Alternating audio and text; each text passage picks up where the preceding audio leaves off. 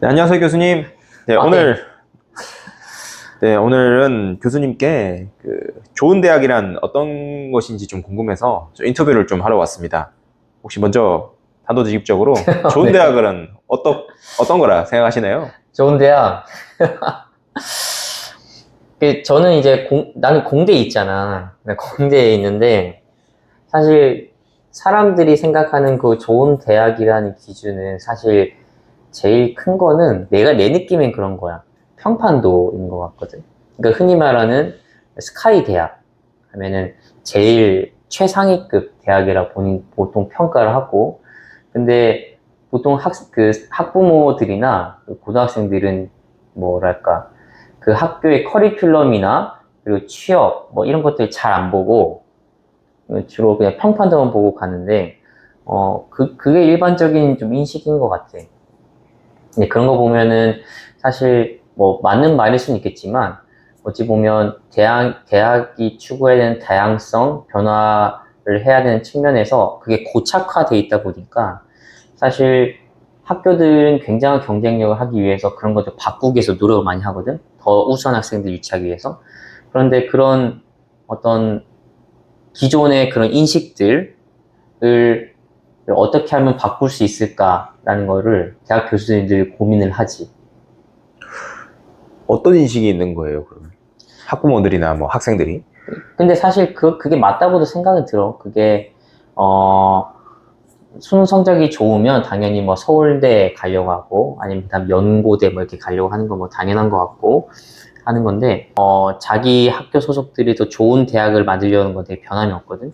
더 좋은 양질의 커리큘럼, 또 좋은 연구 과제 확보를 해서 더 우수한 연구 결과를 창출해내는 거, 이런 것들이 많은데, 그런 의미에서 사실 좋은 대학이라는 거는 좀 생각하기 나름이에요. 사람마다 보는 시각이 다르기 때문에, 그 좋은 대학이란 기준은 사실 뭐 없을 수 있지만, 일반적인 사회의 시각에서는 평판도가 좀 큰 것 같다. 라는 생각이 드는데, 근데 최근에는 그런 거지. 어, 서울 수도권에 가까우면 가까울수록 더욱더 선호도가 높아진다. 라는 게 음. 있잖아. 이 부동산도 사실 서울 중심지로 갈수록 가격이 올라가는 것과 마찬가지로, 대학도 좀 유사하게 가는 것 같아. 내가 대학생 때만 해도, 이 대학은, 이과는 좀 별로였는데, 시간이 지나 지금까지 보면은 서울 중심지에 가까이 있다 보니까 엄청 오른 거야, 대학 랭킹이. 그러니까 흔히 말하는 대학 랭킹이, 어느 XX에서 발간한 뭐 대학 랭킹, 국내 대학 랭킹 하면, 이 대학은 내가 예전에 그렇게 막 생각했던 대학은 아닌데 막 엄청 올라와 있는 거야. 근데 그 이유가 서울권의 위치도 굉장히 중요해지지 않았나 그런 좀 생각 좀 들지. 실제로 그러면 이제 서울권에 더 가까울수록 좋은 대학이라고 사람들이 많이 인식을 한다는 거죠, 그러면. 그런 것 같아. 그래서 사실 벚꽃 지는 순서대로 대학이 진다라는 말이 괜히 나온 말이 아닌데, 예를 들면 예를 드는 거야. 예를 들면 부산대 같은 경우는 진짜 3, 40년 전만 해도 엄청 인재들이 갔잖아. 막 흔히 말하면 막 연고대 안 가고 부산대 갔다 할 정도로 굉장히 그랬는데, 사실 지금은 아닌 것 같거든. 그런 거 보면은 사실 지역적인 것도 굉장히 중요한 것 같다는 생각이 좀 들지. 부산대도 사실 요즘 보면 뭐 경북대도 그렇고 음. 뭐 광주 전라도 쪽도 그렇고 좀 나름 특성화를 하려고는 하잖아요. 뭐 그게 효과가 있는 건지는 잘 모르겠지만 뭐 그런 지역 대학기 그러면 좀 다시 좀 살려면 어떤 방안이 있을까요? 내 생각은 그래. 부동산 대책을 잡기 위해서 그, 뭐랄까, 수도권 위주로 막 제재를 하잖아. 대출 제재하도. 그럼에도 불구하고 서울에 계속 집값이 오르는 이유가 사람들의 그 심리가 되게 크게 작용하는 것 같거든. 그리고 말씀하신 대로 뭐 지방의 특성화 대학을 위한, 국립대를 위한 여러 가지 R&D 제도도 굉장히 많이 주고 있음에도 불구하고, 사실 그게 좀 쉽지 않은 이유가 우리나라 사람들에게 인식 자체가 수도권 중심화가 되다 보니까, 그게 좀 쉽지 않지 않을까. 물론 우리가 정부나 교육부가 할 수 있는 거는 그거밖에 없긴 해. 근데 그렇다고 사람의 마음을 바꿀 수는 없는 거고. 수도권 쏠림 현상은 부동산뿐만이 아니라 우리 대학에서 충분히 적용된 현실인 것 같다 라는 생각이 좀 들지. 또는 그 이외에 뭐 다른 학과는 모르겠는데 특히 공대는 그렇지. 공대는 실적이라는 거를 증명을 해야 되니까 우수한 그 대학원생과 함께 연구를 해서 논문이라든지 특허, 기술 이전, 연구비 수주와 같은 거, 그리고 대기업 취업률 이런 걸로 이제 성과를 이제 나타내는 거니까 그런 정량적 항목이 당연히 제일 우선시 돼야 되는 거고, 그런 측면에서 각 대학들은 자기 학생들이 정말 양질의 어떤 인재가 돼서 사회에 나가고, 그리고 그 인재들이 좋은 곳에 취업하는 게 제일 중요하겠지. 그런 관점에서 취업이 제일 중요할 것 같고, 두 번째는 교수가고는 연구가 제일 중요하겠지. 그래서 우수한 양질의 인력을 배출하는 것. 그러려면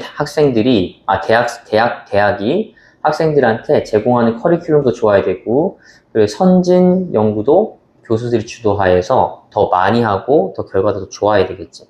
그게 좋은 대학의 정의라고 생각은 들어. 그럼 교수님, 그 대학의 본질은 어떤 거라고 생각하시나요? 일단 당연하겠지만 기본적인 전공 기초, 전공 심화, 과목 학습하고, 그리고 대학이라는 곳이 이제 같은 동기들끼리 또는 선후배가 모여 있는 곳이다 보니까 이 사람과의 네트워크 형성, 동아리 활동, 또 굉장히 또 중요하겠지. 이런 것들은 돈 주고도 살 수 없는 경험이니까 그런 것들 대학이 충분히 제공해줘야 되고, 그리고 무엇보다 대학 생활하면서 자기 자신, 본인이 적성에 잘 어디가 맞는지, 그리고 거기에 대한 진로 탐색을 제대로 해야겠지. 그러려면은 다양한 경험을 해야 될 줄 알아야겠지.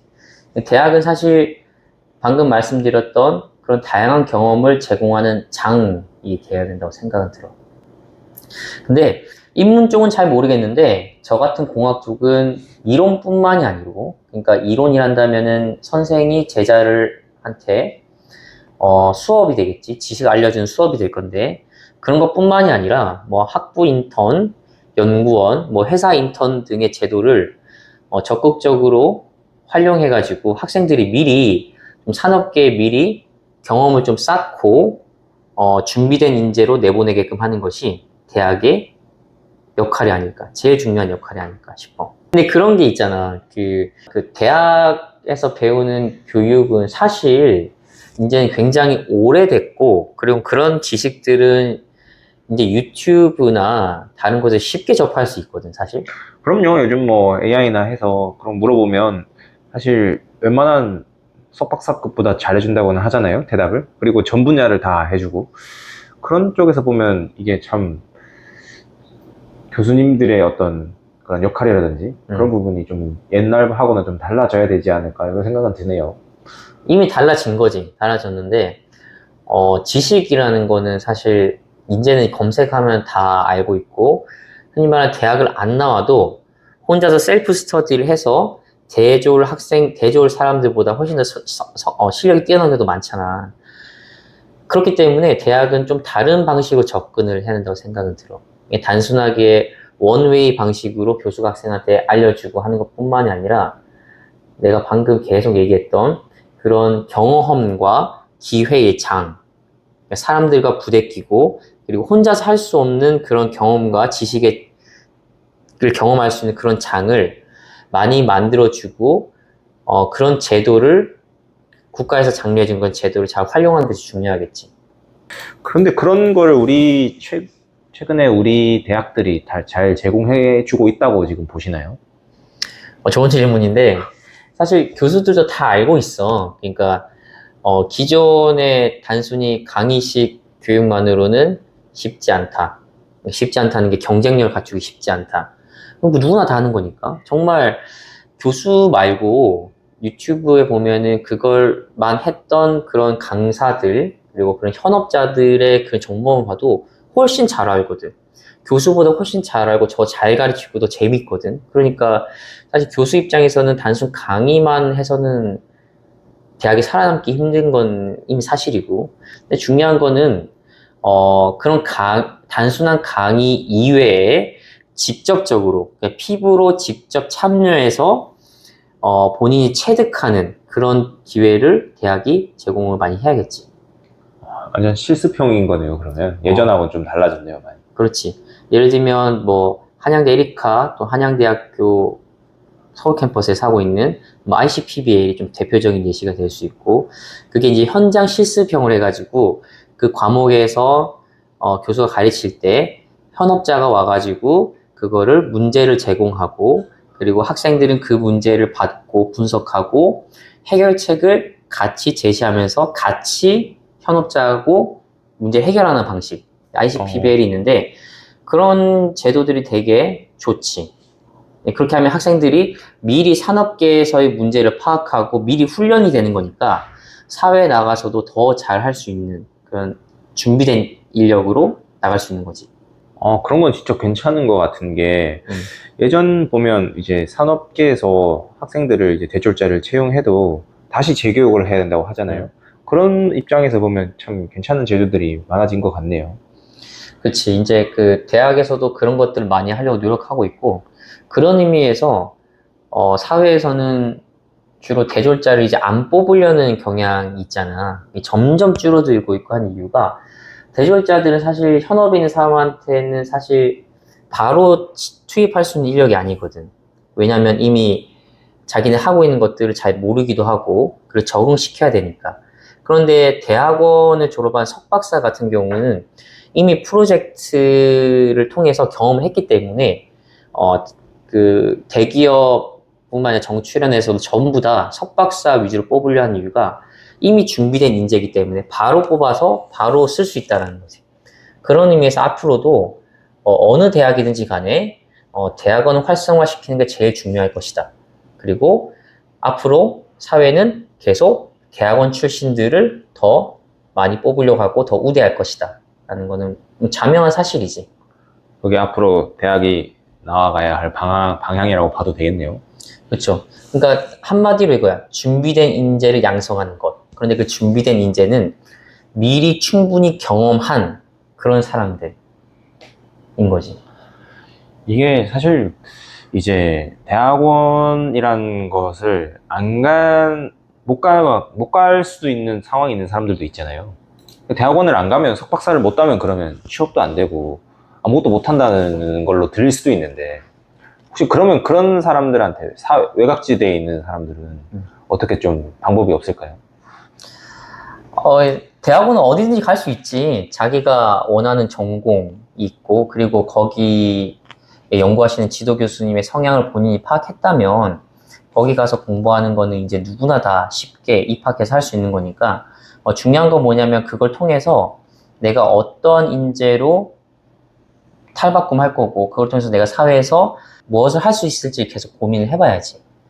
그래서 대학원 입학은 전혀 문제가 안 되는데, 거기서 어떻게 하고, 어떻게 실적을 많이 내고, 어떻게 내가 취업에 성공해서 사회 발전에 기여할 수 있느냐, 이런 고민을 좀 해봐야 되는 거지. 네, 교수님. 대학에 관해서 마지막 역할에 관해서 한 말씀 해주실 수 있으실까요? 사실 앞에 내용을 좀 종합하는 건데, 대학의 주인은 어찌 보면 교직원들이거든. 그럼 그 교직원들이 앞으로 일어날 그런 트렌드를 잘 파악을 해서 거기 경향성에 맞게, 그러니까 시대의 흐름에 맞게 계속 변화를 해야 되는 거거든. 이전에는 사실 그렇지 않았지만 진짜 앞으로는 더더욱 그럴 것 같고, 그래서 사회에서 필요한 게 무엇이냐, 특히 돈의 흐름에 따라서 어디에서 돈이 몰리고 어느 산업이 발전하고 있는데 그 발전 방향에 맞게 대학의 커리큘럼, 교육 방향도 계속해서 바뀌어야 되는 거지. 가만히 있을 수는 없고 계속해서 바뀌면서, 특히 요즘 AI나 뭐 전력, 에너지, 또 뭐 기타 등등 여러 가지 좀 뜨고 있잖아. 그쪽으로 정부가 예산을 많이 투입하면서 발전시키려고 하고 세계적인 트렌드를 한다면은 대학도 거기에 맞춰서 뭐 학과 개편 자주 할 수는 없겠지만 학과 개편을 크게 한다든지 커리큘럼 거기에 맞게 다시 수정한다든지 그렇게 액티브하게 계속 변화해 나가야 되겠지. 그게 좋은 대학이 아닐까? 좋은 대학이 한다면은 시대의 흐름에 맞게 빨리빨리 잘 적응해 나가는 대학, 그리고 인재를 양성함에 있어서 현장 실무형 위주의 인력을 잘 배출하는 대학. 그게 난 좋은 대학이라고 생각해. 이상 이윤수 교수님을 모시고 인터뷰를 잘 진행해 보았습니다. 네, 인터뷰 참여해주셔서 고맙습니다. 네, 인터뷰 참여해 주셔서 감사합니다, 교수님. 예. 오늘도 고생하십시오.